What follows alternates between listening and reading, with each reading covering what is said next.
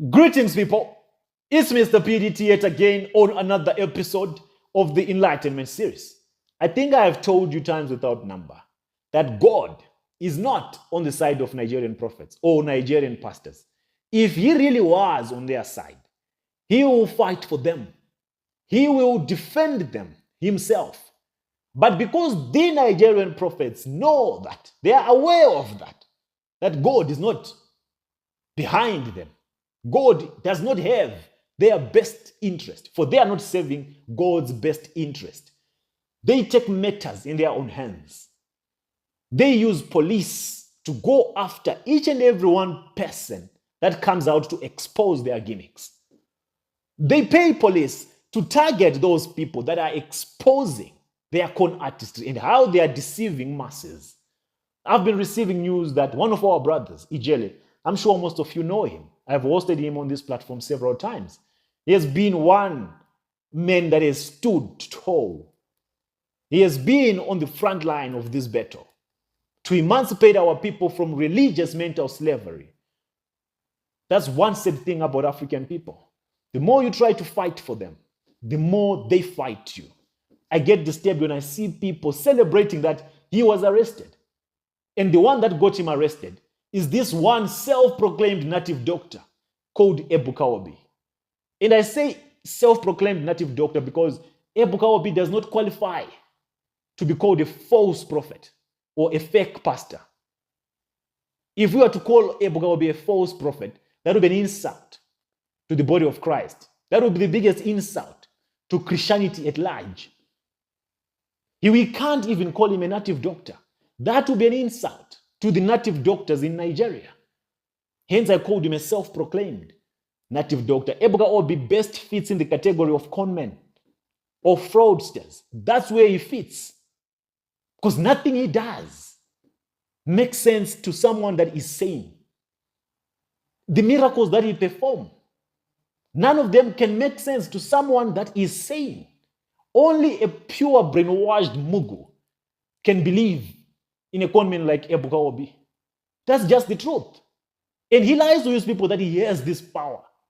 But why can't he use that power to torment or spiritually fight those that are exposing him, like Ijele? Those that are exposing him, like the rest of other Nigerian bloggers who are now afraid to expose him because he sends police.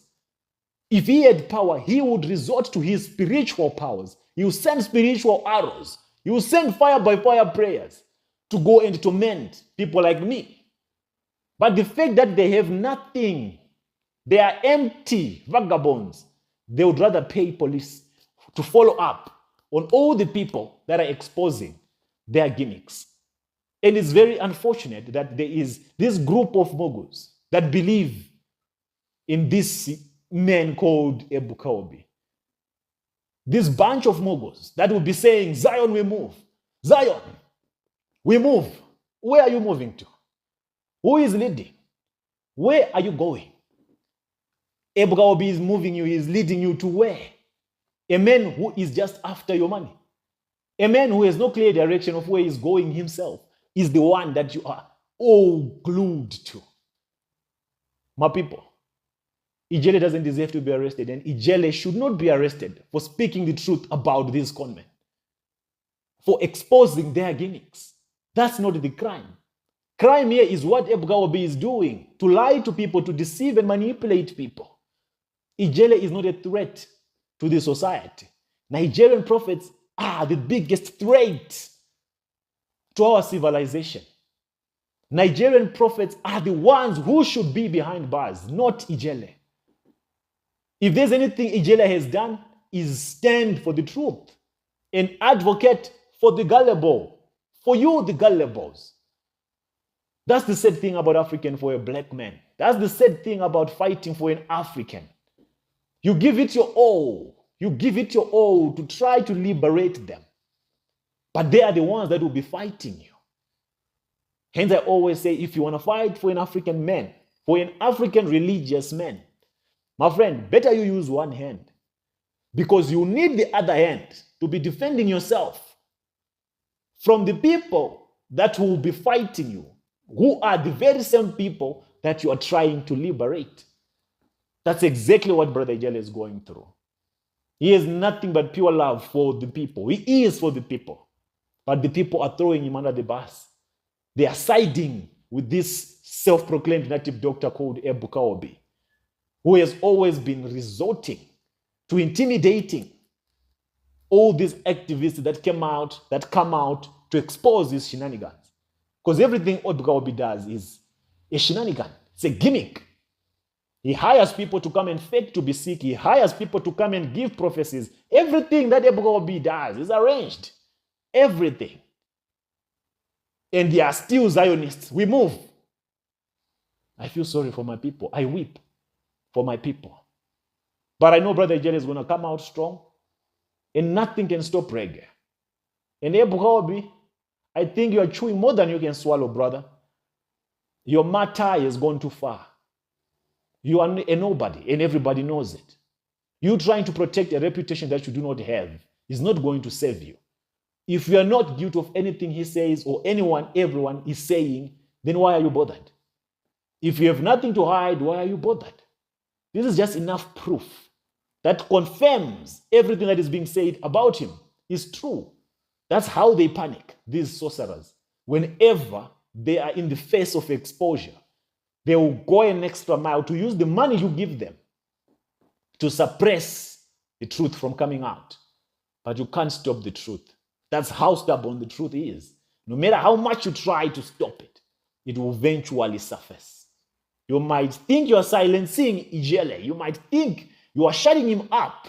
But the truth will always find another vessel that it will use to reach the minds and the ears of masses. I always say this. The shrines you see today, the conmen like Ebuka Obi you see today, you shall see them no more. Their days are numbered. And a day of reckoning is coming. They will pay for what they are doing. They will pay for the damage that they have caused to humanity and Christianity at large.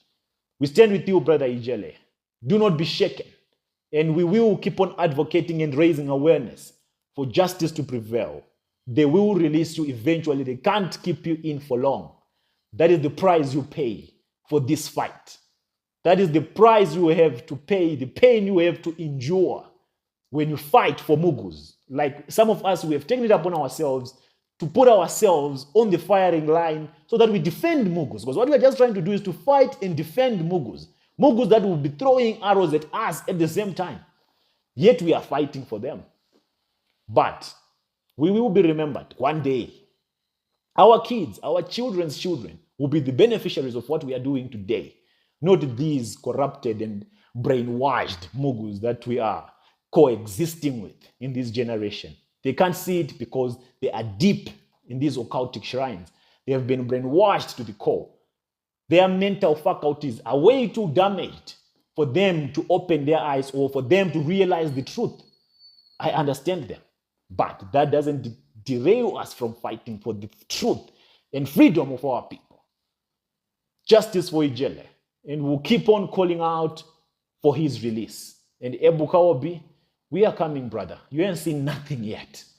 Brace up. Get as many police as you can. But they can't save you. The truth will come out and the truth will surface. Your gimmicks will be exposed. And the Zionists will know you for who you really are. A conman.